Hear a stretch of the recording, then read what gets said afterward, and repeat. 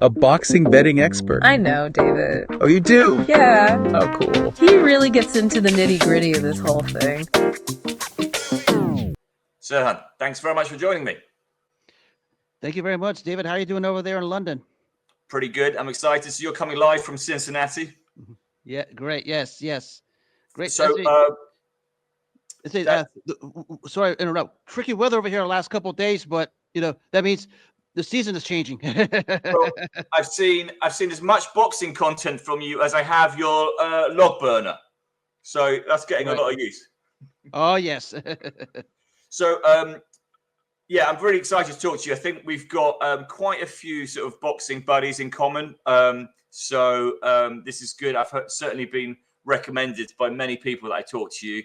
And I know you've got a background in boxing. You're a great historian. You talk on many different outlets as well. So I think this is going to be a good sort of episode of, getting to understand how you got into the sport and some of your hot takes. So get straight into it. What is what's your first boxing memory? Do you have a fight that stands out? The first one you saw? Got to go all the way back to actually, I was only 3 years old back in '81. The first fight between Sugar Ray Leonard and Thomas Hearns. How old? I was 3 years old. Oh, right. Yes, because back then, where I lived at, you flipped on all the channels. Boxing was the main sport. Because when you flip the channels, you talk about some kind of fight. And back then, the big storyline at the time was Sugar Ray Leonard, and it was a build up going into the fight with Thomas Hearns. It was a fight everybody wanted to see, and you flipped all the channels. All you talk about was Leonard Hearns. All the major news outlets would spend like 5 to 10 minutes talking about it, and when you saw it on the channels, you would get captivated by what the sport was all about. So it was my first real introduction into it. So back then, like when I was 3, we only had I think 3 TV stations. Like back then. Yeah, same here. It was ABC, NBC, and CBS. Yeah. Oh, okay. Yes. So when in the UK as children, we always thought that even in the 80s, we thought that in America you had hundreds and thousands of TV stations, and we had our 3. But we had some, but back then it's not like what it is now. We can get it over here. Back then, you literally had to cough up dollars, and back then it was like $19-20 to get like one of those big satellites, literally double the size of a TV monitor. And $20 back then was like a fortune. Yeah, right. Yeah. No, it was all the rich kids that had that. So what about you grew up in a boxing household? Was there a family member that was into it? My dad and uncle were. Yeah, they were the ones that loved this. They loved the sport just as much as I did and everybody else I talk with. Yeah, and so I read some of you boxed as well. Yeah, back in the when I was a teenager, we had like a group that did like boxing stuff. Just we get gloves and hand wraps, almost like as we do it as a national commission. We boxed like in the backyard boxing back then. We learned how to throw punches, understand techniques. Not just with the hands and fists, how to correctly throw punches, how to use your feet, proper foot positioning, especially when you're fighting out of the southpaw stance. That's how I learned how to get the feel hands-on experience of the sport. Didn't go anything more than that because at that time it was 1995, and we saw the tragedy of Gabriel Morales and Jimmy Garcia, and that was where I basically stopped it at that point. Interesting, right? So, I mean, were you wearing headgear and mouthpiece and taking blows? Yes. Yeah. Okay. And so do you think, and you're a lefty, you're a southpaw, do you think the having that hands-on experience of like trading, like throwing hands with someone else helps you as sort of as an analyst now? Yes. Because when I try to analyze this, I try to understand their view, understand what's going on in the ring, their vision, what they see in there in terms of how they properly throw the punches. And of course, when you have an orthodox southpaw fighter, they always talk about foot positioning, understand how the feet are positioned to do what they do in the ring. And we always talk about ring generalship. That's what I think it comes down to is how you control the fight with your body in and out of the ring. And once you're able to command it from either stance, in terms of foot position and your punch position and the pinpoint accuracy of your punches, that's how you win fights. And do you have a bias towards southpaws? I'm both ways. Actually, when I boxed, I was one of those natural righties who was comfortable out of the southpaw stance because I was so coordinated on my right side. Everything at that time, I was so dominant on my right side. I had to fight like that. Yeah. Okay. But like, so now when you see a southpaw, there's so many greats in the who fight out of a southpaw stance. Do you have a sort of affinity towards them? A little bit. Yeah. Because I always thought they were more unique in how they fought. Yeah. Especially when I saw guys like Marvin Hagler, Pernell Whitaker, and Hector Camacho, who were probably the three standouts of my time out of the southpaw stance. Every era's got a standout southpaw. Yeah. So Yes. what about I mean, do you have a favorite boxer over the years since you've been watching it? I'm always going to be biased toward Julio Cesar Chavez. Oh, okay, right. Yeah, we've not had him yet. Because when you saw that record at that time, you were just blown away. I mean, 40-0, 50-0, 60-0. He was on and on. A lot of people are going to nitpick who he fought and who he beat, but you still have to be in awe of what he did, especially the back end of the 80s and the early 90s when he ascended to the top. And at what stage? Who's the first to beat him? In my opinion, was Pernell Whitaker, even though we know what the official result was. And officially, who was it then? Frankie Randall in '94. Yeah. And what age would he? Oh, yeah. He was in his late 30s. Now, early 30s. Remember, he started early in his career. Yes. I mean, like real early. Remember, he just came out of nowhere. I think it was like started at 18 or 17, something like that. He was 31 when he lost to Randall. Yes, right. Okay. It was. Did he lose to Costa Zoo? And that's when he held him up. Yeah, it was 2000. That was probably his last title fight, I believe. Of course, like all the legends, he just fought on with guys that carried on his career longer than he should. But the end was Costa Zoo in 2000. Yeah. So just talking to you now, this reminds me of your knowledge of the history of the sport is second to none. So just a little bit of a tangent. What did you do?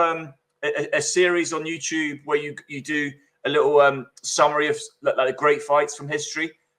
Yes, I like to on my shows. I can pick a date, pick a specific fight of its history, and discuss it to get not myself but also others to understand the era I came from and even the era before my time. Yeah. So the people today, because people get stuck up in the so-called recency bias. Yeah. This is my way of telling people this is what I saw and what came before me.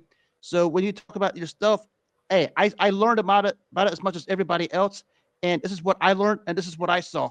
I try to analyze it the best I could through everything: film footage, other videos, what I read on the internet, and books and everything. And I think this week you've been focusing on the great uppercuts from history. Is that right? Yes. And you saw it's brilliant. You shared a photo of the Buster Douglas uppercut on Mike Tyson, and it's a photo. I've seen every single photo from that fight. I've never seen that photo you shared, so it was great to see that one. You know, I remember watching that fight. I remember the uppercut that he hit him with. I remember when the Legendary Nights HBO series, when they telecasted it, when he hit him with that punch, I swear I thought Mike Tyson's neck broke. I mean, you can almost hear the bones crack when Douglas hit him. Well, because Tyson gets so much credit for so many other things, the last thing people credit him for is his chin. His chin was extraordinary. Oh, it was. I mean, if it wasn't as great the way Buster Douglas, Evander Holyfield, and Lennox Lewis were pounding him, he would have been out of there in less than 3 rounds. I mean, they were pounding him. Yeah. Great. Okay. So, and I know you're a general sports, that you cover all different sports as well as boxing. Boxing is obviously your favorite sport. Yes, boxing number 1, NFL college football in America is number 2. Yeah. Sometimes I do some NBA. Yeah. And so over the years, have you been to many live fights? I went to the first Evander Holyfield Lennox Lewis fight in '99. Wow, great. I just remember. I usually say this. I felt like my eyes felt like electrocuted because the shock factor that went in when I was there. Just to see myself in this historical event with all of these big names all over the place. Yeah. Did you have a good seat? I was in the middle section, right behind the media side. And that was Madison Square Garden, wasn't it? Yes. And did you feel it was a robbery? Oh, it was. Yeah. Probably in my opinion, the worst in heavyweight championship boxing history. That's interesting. Okay. Right. That's a strong view. Okay. Do you have a favorite division? All time, it's still heavyweight, because back in the day, the premier prize in all of sports all of sports, was the heavyweight championship of the world. Better than the Super Bowl, better than winning the World Series in baseball, and even the NBA. Everybody wanted to be the heavyweight champion of the world. And there was a time when all of these American television sets like ESPN and all of these would always have the big heavyweight title fights as the number one news story on all of these channels. Yeah, and he was a household name. Everyone knew who that person was. Yeah, quite a few of them. Of course, Mike Tyson, Evander Holyfield was one. Eventually, Lennox Lewis. Yeah, and now everyone recognizes Usyk, but I'm sure he's still not. He's not really a household name. No. Yeah. Okay. And so, what about if you could change one rule in the sport of boxing? What would you change? Eliminate the governing bodies. I've never been a fan of those. Yeah. I mean, I can understand 1 or 2 belt eras like way back when, but now it's 3. I stopped after 3 because then every fight now you see is for a belt. I mean, literally, they could put like you and me in the ring and then just throw a belt out of nowhere, make up all of these names and these funky titles after it. I've just never been a fan of the governing bodies. Yeah. That's why when I talk about the fights of the past, I always mention it was the 1 belt or 2 belt era, because there was a time when 1 belt or 2 belts, you got them, you were the king of the crop. Yeah, there was no need to be undisputed because there was just 1 title. I mean, perhaps we're moving towards that with, maybe what they're doing in Saudi with the Ring magazine, and perhaps you just have 1 recognized champion in each division. And I watched one of your videos talking about how important it was when we didn't have these so many weight divisions either. It was just the original. How many was it? Was originally the original 8? Yes, the original 8, right? Obviously, with sort of modern science, we can't go back to that now. But far more simple back in the day. Yes. Okay, so what about 2024? We're now well into 2025, but 2024 was an incredible year. Do you have a fight from last year that really stood out as your favorite? Still the first Usyk Fury fight, because it's almost like a throwback to when heavyweight title fights meant something. And a credit to both of them. They both fought real well. I thought Usyk was the right winner, but I thought Fury did as well as he possibly could. Yeah. But as everybody knows, in my opinion, Alexander Usyk is the best fighter in the world. Yeah, great. And what about the rematch? How did you feel about the rematch? It was a different tone from Fury. I thought Usyk controlled it more one-sidedly than people thought. It was like, people forget, Usyk was doing work to Fury's body. And body punching is not even looked at or even talked about these days like it used to be.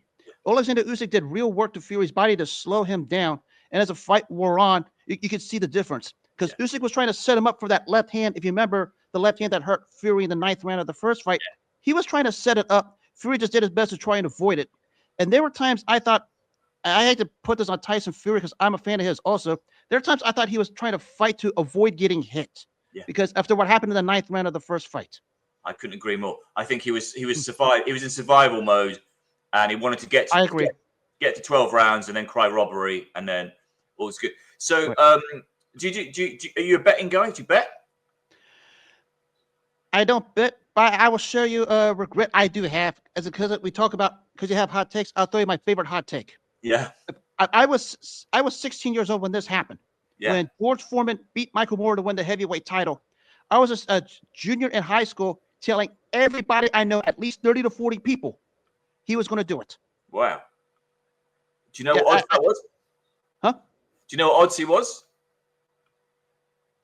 Can you repeat that? Do you know what the betting odds were? I don't know what the overall numbers. I know it dropped to below 2-1 in Moore's favor. Yeah. I would have been able to bet again. I couldn't do it because I was 16 years old. Yeah. Because I was playing like basic handshake bets and telling people Foreman was going to do it. I said if I would have bet that day at the age now, I would have been a millionaire because I predicted that was going to happen. So what was it that made you see that? No one. I don't know anyone's picked that one. You look at Michael Moore as a light heavyweight. He was like a Mike Tyson, was staying disciplined, a very active fighter. When he became into heavyweight, there were times where you could tell he was just going with the motions. And, that's what drove guys like Emmanuel Stewart and Teddy Atlas off the wall. I mean, you saw the things Teddy Atlas said to him. Yeah. I mean, trying to get him going. Yeah. And remember when Moore beat Evander Holyfield the first time to win the title, George Foreman was at ringside doing commentary with Jim Lampley and Larry Merchant for the pay-per-view.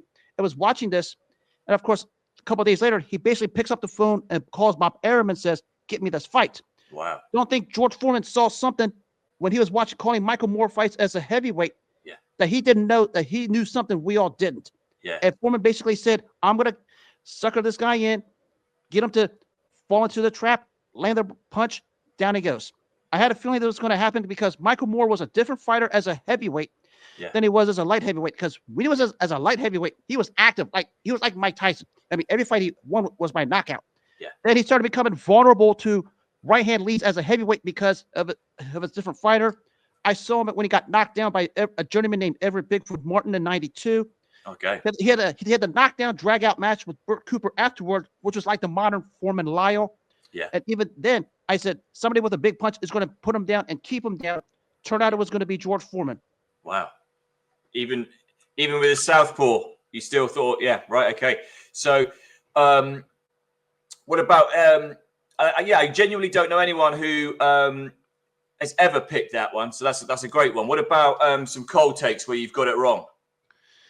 I thought going in, I thought Chavez was going to keep a streak going against Frankie Randall, and basically because after the Whitaker fight, I was sort of younger at the time. I didn't know his decline and fighters declines much. I thought he would pick himself up because he won so many fights. Didn't happen. Yeah, I mean that's fair enough. After going in 65-0, whatever it was. Well, any more recent ones where you've just got it wrong? More recent ones. I would say I wouldn't call this a recent one because I picked the winner. I did not think Terrence Crawford would just beat the bejesus off of Earl Spence the way he did. Yeah. I mean, I thought he would win because I thought, he was head and shoulder better than him. I didn't think he would just basically just beat the brakes off of him to where, Earl Spence is not to be seen ever again. Yeah. At least up to this point. It's one of those ones that seems obvious with hindsight, but yeah, nobody was calling it that clearly beforehand. Right. Okay, and 2024, the Usyk Fury fights were fantastic. What are you looking forward to most this year? Want to see who can actually stand out in the heavyweight division, try and challenge Usyk. Of course, we have the Dubois Parker fight coming up, which I think is going to be a good one. Also, another one I'm looking forward to is closure for the Art of Better Beef Dimitri Bivol fight. Because I thought the first fight, there were chances for both fighters to really seize control. Yeah. And I thought both guys, let it slip a little bit. At first, I had Bivol winning. Then I scored it again. I scored it a draw the second time. I tried to put everything on mute and ignore everything everybody says in terms of who was robbed or who wasn't. So the thing was, I thought it was a good technical chess match. But I thought both guys had opportunities to go get it, and they didn't. So who do you like in the rematch? I'm probably going to lean toward Bivol this time. But again, it's going to be like super slim. It's a coin, like the first fight. It's a coin flip. It's a pick 'em fight. It's interesting.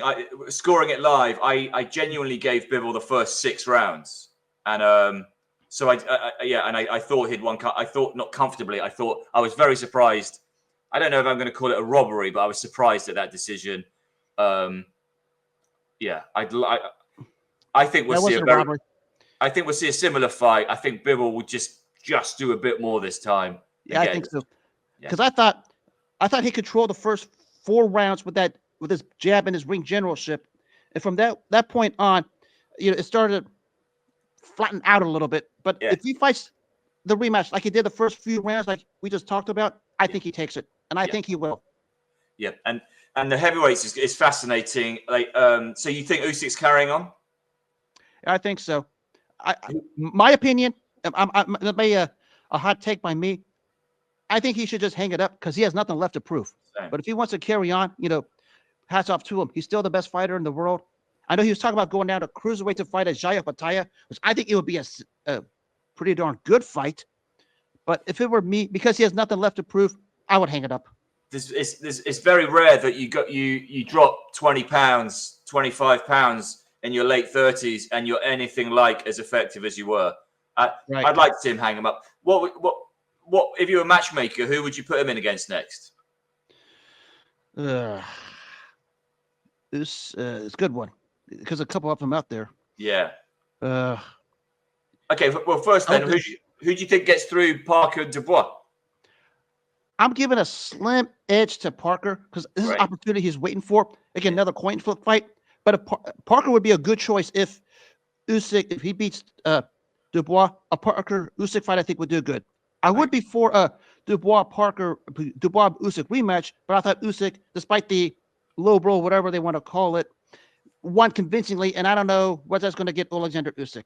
Yeah, be interesting to see what happens. And what about? I literally just heard half an hour before we started this call that Martin Bakoli's saying he's lined up to fight AJ in the Congo this summer. You hear that?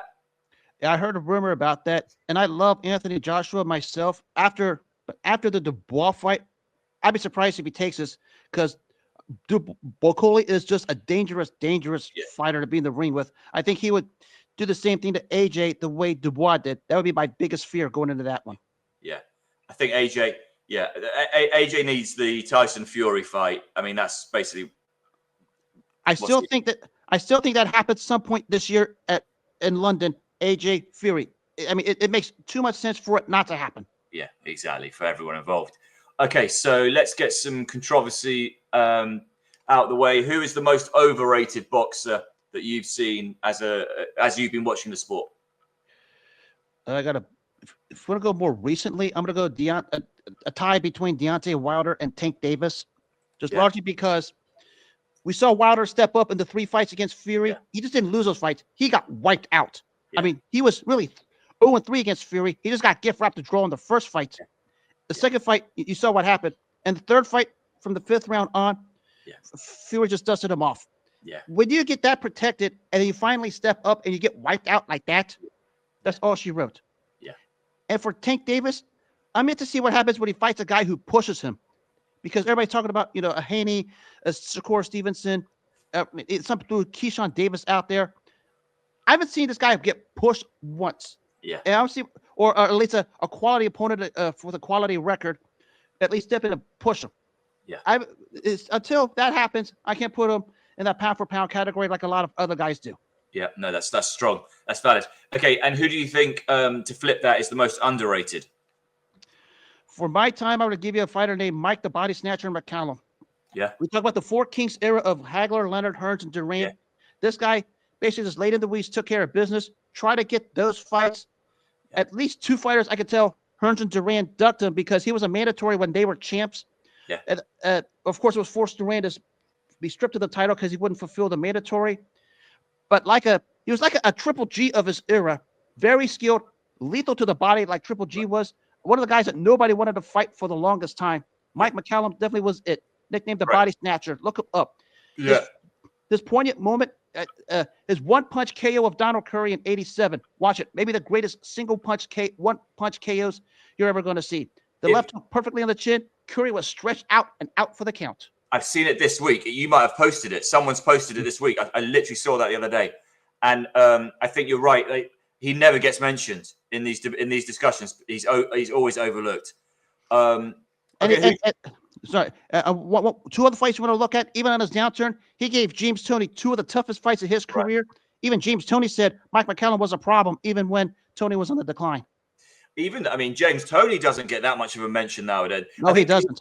He's one of these guys that went on too long, the faded version of him. I don't buy into legacy tarnishing. I think if in your prime, whatever you do, that is your prime. That's how we judge you. Whatever you do for the paycheck in your late 30s and early 40s, that doesn't. Roy Jones Jr., one of my favorite fighters of all time. Yes. I don't care what he went on to do, late in his career. People of the short term are going to see their downturn, but we talk about them in the overall totality of their career. That's not even going to be talked about. Yeah, exactly. Okay, so on that, then, who is the best? Who do you have number 1, best heavyweight of all time? Muhammad Ali. Easy question. Okay. Mm-hmm. Who would you give me your 2 and 3 then? Number 2, Joe Louis. I said the gap from 1 to 2 is sizable because we know what Ali was. The gap from Louis down to 3 is sizable because we think about Joe Louis's career. 12 years, 25 successful title defenses, records that are never going to be touched. Actually, can't be with how political our sport's gotten, especially when we talk about the titles and the governing bodies, as we discussed. Number 3 for me, I'm going to go more modern because I flip-flop this, but if you ask me what, I'm going to talk about a guy who's also underrated that does not get talked about enough. That's the great Larry Holmes. Yeah. 7.5 years as a heavyweight champ, 20 successful title defenses. arguably the greatest left jab in boxing history. Basically, he's at fault because he was stuck between the Ali and Tyson eras. Yeah. But a genuine all-time great who fought everyone, beat all comers, didn't duck anyone. I mean, no one's going to get near that record of his, which was 7.5 years and 20 successful title defenses. Yeah. Forget Joe Louis. No one's touching Larry Holmes's. So that is awesome. I love that top three. I love your passion. I love your explanation, and also it's incredibly hard to critique that. It's I think that's brilliant. I want to hear more. Can you do 4 and 5? Lennox Lewis, definitely. I mean, you guys seen him in London. My favorite thing about Lennox Lewis was when he came to the States and people did not buy his act, he didn't care. He just kept chopping on and chopping on and chopping on. Like a Larry Holmes, a guy that fought for respect and earned it the hard way, especially at the end of the 20th century when he had the 2 wins, in my opinion, 2 wins over Evander Holyfield. Yeah. Of course, the 3-time heavyweight champ. We know Riddick Bowe ducked him in one of the most egregious ducks I've ever seen. Yeah. And of course, Mike Tyson avoided him twice in '96. Yeah. Until they finally fought in '02. So Lennox Lewis is also up there. I probably would have to throw George Foreman up here also. And I've always said, when he regained the championship from Michael Moore, I thought his status as an all-time great heavyweight rose. Yeah. Because, he was still like middle of the pack. Nobody knew what he was from his first incarnation because he was basically remembered for, as he would say, the rope-a-dope against Muhammad Ali, the rope-a-dope, and he was the dope by his own admission. For him to pursue his second career and just kept pursuing and pursuing to get to that landmark moment when he beat Michael Moore, he's definitely up there in the top 5, in my opinion.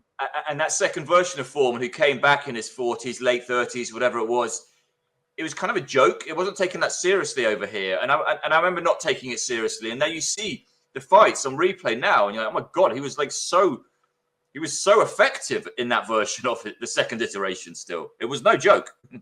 The best thing he did was he reinvented his self. Because remember the first fight, he was just a punching machine, just a big take, boom, boom, boom, just kept punching. In his comeback, he was a bit more technical, learned how to utilize his left jab and size a lot better. Yeah. And here in the States, it was the same way. When he started, it was like, this guy's doing anything for a buck. Yeah. So he started upping his competition to fight Jerry Cooney, Adelson Rodriguez, which put him in the top 10. And the loss to Evander Holyfield in 1991, even though he lost basically every round, silenced all the critics because he found a way to last the distance against the real deal. And basically everybody was like, his comeback is no longer a joke. What are your thoughts on Holyfield? A terrific all-time great. I talk about the heavyweights of the 90s, second behind Lennox Lewis, fought all comers, beat all comers, again, didn't duck anyone, was afraid of no one. I mean, the guy went toe-to-toe with Riddick Bowe, who was 6'5", 240. I mean, something that we don't see much smaller heavyweights do. I mean, he went just toe-to-toe, actually floored Bowe in the third fight. It was just a legit all-time great. Definitely a top 10 all-time great heavyweight. Oh, great. Okay, so this is another bit of controversy. Where do you put Mike Tyson? I put him on the outside. If I had a top 10, I'd probably put him on the outside looking in. Yeah. His skills are phenomenal. I've always said that. I mean, very, very skilled. I mean, he got you to watch the television set because, you saw just the way he exploded, got rid of guys in a snap of a fingers. Yeah. But you talk about the critique, his overall critique, the career and the body of work doesn't stand up to what some of the other guys did, largely because the guys ahead of him had more significant accomplishments, had more significant fights, and more significant victories on their resume, something Mike Tyson couldn't have.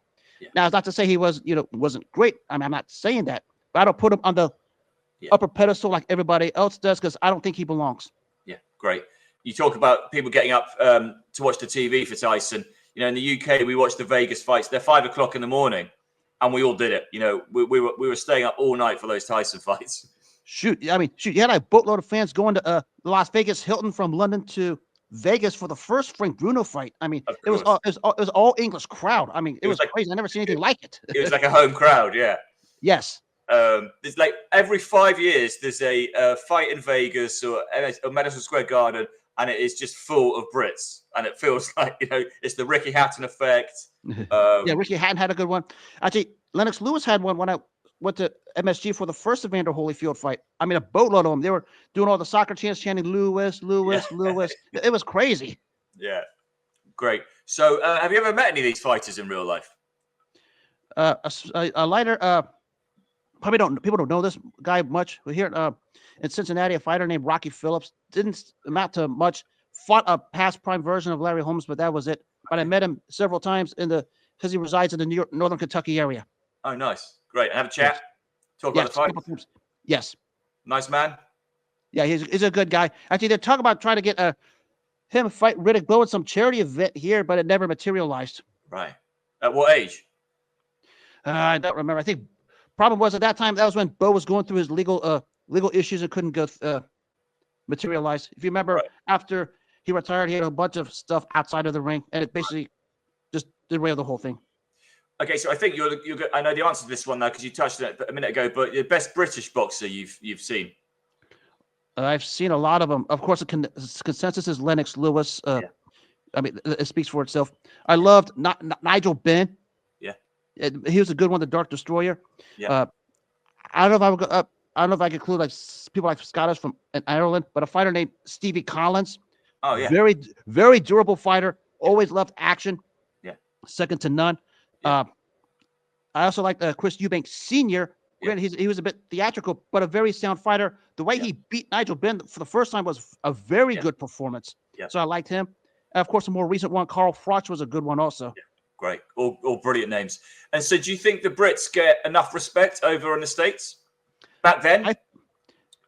I think it's a case I think they do, but I think because of how Americans can be, they want to see you earn it.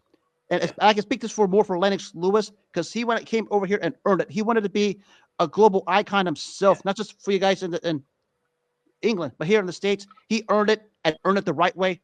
A couple other guys have too, but we talk about having to earn it because of how the American public can be. They want to see you earn it, and I can say they did. Yeah. Okay, so going back to the Foreman upset of Michael Moorer. Since then, what is the most? Well, that wasn't an upset to you because you picked it. But what's the most surprising upset you've seen? Still to this day, would Buster Douglas beat Mike Tyson? Yeah, sure. Because I sat through it round for round. I mean, you've seen Buster Douglas pepper him with left jabs and right hands all fight long. You're still waiting for that moment that Mike Tyson is going to come out of nowhere, snap of the fingers, and take Douglas out. Never happened. He gets that 8th round knockdown, and after which Douglas beats the count. Then rounds 9 to 10, Douglas turns it up to another level and puts him away. It's just the fact you had to sit there and live through this at a time when nobody thought Mike Tyson was going to be beatable. The fact that this happened in front of you in your own two very eyes as I was watching this was something surreal. So you did watch that live? Yes. And do you remember? Because when I didn't see it live, we like I said, when I was a kid, we didn't have the Sky, so I couldn't watch it live. But when I watch it now, it feels like such a like Buster Douglas wins every second of every minute of every round. And when you're watching it live, were you aware instantly? At what point were you thinking, hold on, something's happening here? About midway through the fight, because the 1-2s, not that by the end of the 4th round, Mike Tyson's eye got swollen up. Yeah. And at that point, it's like, okay, something is not right with this. Yeah. And he's just, and out of nowhere, Douglas is, we saw the swelling. He just peppered him with a big jab all fight long. And that basically was it. Even though Tyson got the knockdown around 8, largely because Buster Douglas got lazy for a minute. Yeah. But other than that, it was, you said, a dominant fight from start to finish. And Douglas just peppered him left jab, right hand, basically all fight long. Of course, the 10th round, we talked about that uppercut that almost broke Tyson's neck. Yeah. That was it. Well, it was also the uppercut that dropped Douglas. It was a massive Tyson uppercut. Yes. Yeah. Yeah, because Tyson just snuck it in. It was a good sneaky uppercut that Douglas just I don't know where just went down. Best thing for Douglas was he didn't get like totally knocked down. He caught himself as he was going down and was still alert when the referee was counting. That's it. That long count controversy. No, if the count had not been a long count, I think Douglas was up on his feet anyway. He had the capacity to be frustrated with himself. Yeah. He said he made a mistake, got caught. He said he could have got it up anytime he wanted. Yeah. But that's how fighters were taught. If you need an extra second or two to recover yourself when you get floored, use it. Yeah. Okay. And so what do you think is the worst piece of sportsmanship you've ever seen in boxing? I got 2 of them. But both of them I lived through this myself. The first one, I'm going to go back to June 16th, 1983, the fight between Louis Resto and Billy Collins. Everybody's seen the documentary Assault in the Ring about this fight.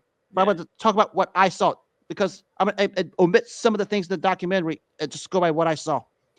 The fact that anyone would even think about messing with the fighter's gloves and doing what was done that night. So just explain what the background was. Okay. Basically, Louis Resto was a journeyman fighter. Billy Collins was an upstart. Resto beats beats him and wins the decision. But during the when they shake each other's hands, Billy Collins Sr., which is the Billy Collins' father, grabbed Resto's gloves, screamed out loud for the commissioner to come over. Basically, the commissioner, the referee, and like 3 other people were over there while Louis Resto was calling for Panama Lewis, his trainer, to come over. Panama Lewis is trying to say those are the gloves they gave us. They try to leave the ring early.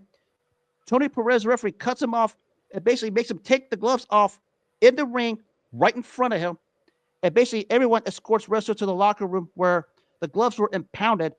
And that was where it was 2 weeks later across the shows here in the States. They showed the gloves where the hole was cut. And there was a small hearing. That was where Panama Lewis and Louis Resto were essentially thrown out. The fact that this was even thought about in 1983, it was almost unforeseen. I mean, forget about. But they filled the gloves with what? No, they didn't fill the gloves. They cut a hole. It was like horsehair. They pulled horsehair out to reduce to get more of the knuckle. Yes. So I thought, was there not okay? And that's Panama Lewis. Yes. So was there not? So that fight didn't go ahead. No, it was actually the fight. It went the full 10-round distance. Oh, it was after the fight. Nobody knew about it until when Louis Resto went to congratulate Collins. That was when his trainer, who was Collins' dad, grabbed the glove, belted, and was screaming for commissioners. And then he never fought again. Correct, because in 2 weeks' time, Resto and Collins were essentially thrown out because there was a small hearing. But was that the only controversy Panama Lewis was involved in? Was there not another fight when he messed with the gloves? Oh, not with the gloves, but the fluids 9 months before the first Aaron Pryor Alexis Arguello fight. That was infamous. Give me the bottle of the one I mixed. Because he was in Aaron Pryor's corner when that happened. Jeez, yeah. No, that's terrible. No one's mentioned that one before. Messing with the gloves in a boxing match. I mean, it's bad enough. You're getting beat upside the head with wraps on it. You're pulling gloves and patting other gloves out, and you basically just. I mean, look at Bill. I mean, if you talk about the Louis Resto Billy Collins fight, pull up the Google image. You'll see Billy Collins' eyes, both of them swollen like golf balls and like blacker than the black shirt I'm wearing right now. That's that fight. And it ended his career. Yes. And didn't he die tragically quite soon after? Yeah, because he got tired of and depressed of hearing he could never fight again. His behavior got erratic, and he basically just drove his car up to a cliff in Tennessee and just killed himself. Ah, jeez, that's terrible. Yeah, that's got to be up there.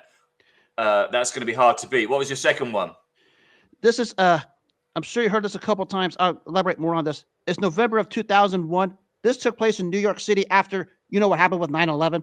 They tried to do a foundation to help out the firefighters. Yeah. This is a fight between James Brewer and Richard Grant.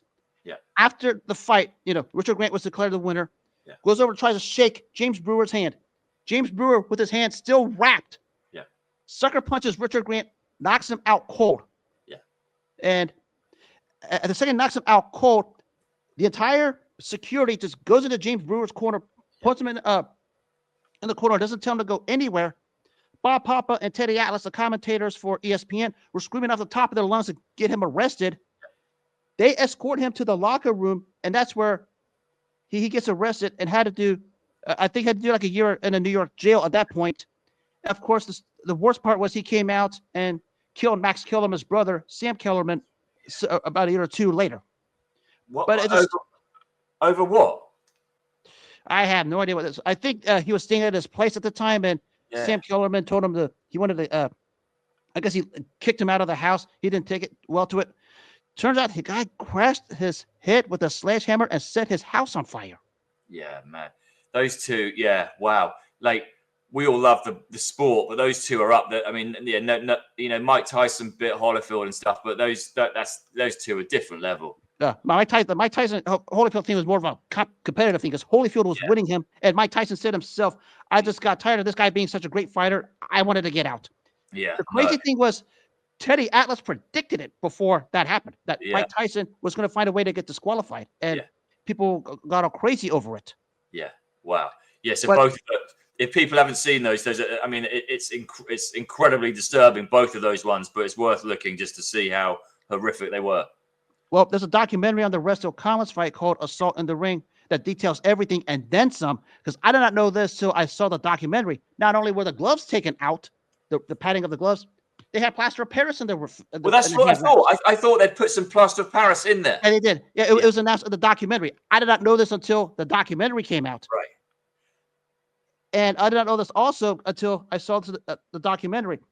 There was actually bet money on Louis Russell because they wanted to bet on Louis Russell, a guy with 8 losses and was a sizable underdog to win this fight. And Panama Lewis just basically tells the guy, "I'll take care of the gloves," exactly like this. Wow. Yeah. And who was Panama Lewis? Was involved with someone in the last 10 years, a heavyweight. Can't remember, but there was big controversy. Maybe 15. I don't know about heavyweight. I know he was in Zab Judah's corner, trained Zab Judah for the Mikhail Cotto fight. Yes. Oh, okay. Maybe a couple others I can't think of. I know Zab Judah was one of them. Okay. Yeah, maybe that was it. Okay. Yeah, those are horrific. What about okay, back to sort of your skills about boxing. So what do you do differently when you're looking at a matchup? So, you said you think, Parker could be the bet against Dubois. What do you do differently, you think, when you're assessing matchups? Throw records out of the window. Throw accomplishments out of the window. You understand the Irish styles make fights. I see how the strength of fighter A matches up with strength of fighter B, and the advantages each fighter has, and how they can counter the other's weaknesses to determine the actual outcome. Yeah. Because people get so fixated on career resumes and career accomplishments, thinking the fight's a mismatch. That's why I always bring up the Mike Tyson Buster Douglas fight, because Mike Tyson was the most accomplished fighter. Buster Douglas wasn't, and we saw what happened there. Yeah. It's about what happens in those between the ropes. We put the gloves on, we lace on the shoes, and know your way around the ring. That's how you know how you dictate the results. Yeah, great. I think that's brilliant. And yeah, okay. So do you do anything different when you're scoring the fights as well? Presumably you score all the big fights. I usually rewatch it one time. I try to shut everything up, not listen to all the the commentary or the social media stuff, and understand just how the fight is won, to understand the judges' view and how fights are scored. Yeah. Because the judges don't have stuff like punch stat or commentary or the phones with social media opinions and stuff. Yeah. Okay. Right. So what about, I think you might have some good ones here. Do you have a favorite boxing quote that stands out? My all-time favorite was when Angelo Dundee told Sugar Ray Leonard, "You're blowing it, son," after during the first fight with Tommy Hearns, because people don't give the trainers enough credit for the jobs they do. Yeah. I mean, I can point to a whole lot of them, not just with that one. What Emmanuel Stewart did with Lennox Lewis after he lost to Oliver McCall was a good one. Yeah. And of course, everybody talks about Bo Mack with Terrence Crawford, rightfully so. Freddie Rose. You mentioned Teddy Atlas and Michael Moorer, that famous one. Yes. If you remember, the quote, "You blowing it"? No, that was Angelo Dundee against Sugar Ray Leonard.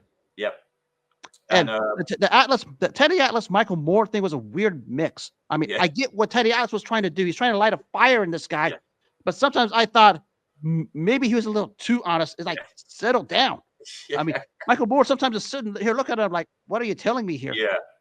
It must be very difficult to, only fighter and trainer knows their relationship. It must be very difficult to know to get it right in the heat of battle when you're losing it. It's fascinating, that dynamic. Well, remember during the Lennox Lewis Mike Tyson fight, when Lewis had Tyson ready to go, Emmanuel Stewart was imploring on him to finish the job. Yeah. He kept on him saying, "Finish it, finish it, finish it." Of course, we didn't know Lennox Lewis hurt his hand at that point, which he just stood there and took it. during that time, so he waited a round or two before he finished the job. I didn't know that. He was injured in that fight, was he? No, yeah, he said it. He said it a couple of times when Manny Stewart was yelling at him. He said my right hand was hurt. Wasn't injured. It was just hurt. He couldn't use it because he was hitting Mike Tyson upside the head a few times. I didn't know that. So, yeah. Yeah, middle rounds. So he took a round and a half off till it was time to really put Tyson away, and that's what happened. Yeah, but I absolutely remember Stewart saying, "Get him out of here." Okay, brilliant. And what about either a standout movie or a book you would recommend everyone must watch or read? The Raging Bull by Jake LaMotta, because we talk about. I like to tell people about some of the fighters before our time, so they can understand how those guys paved the way for fighters. Analysts and even fans like you and I, how guys like him got it to that point. And maybe the more recent one is the one on Vinny Pazienza. Oh, yeah. His stories of inspiration. I mean, the guy was in a wreck. It had a halo with screws in his head. I don't know how the heck I could have lived like that. Yeah. It said a lot about Vinny Pazienza and his character at that time. Are you talking about the books or the movies? The movie. There was a movie about him.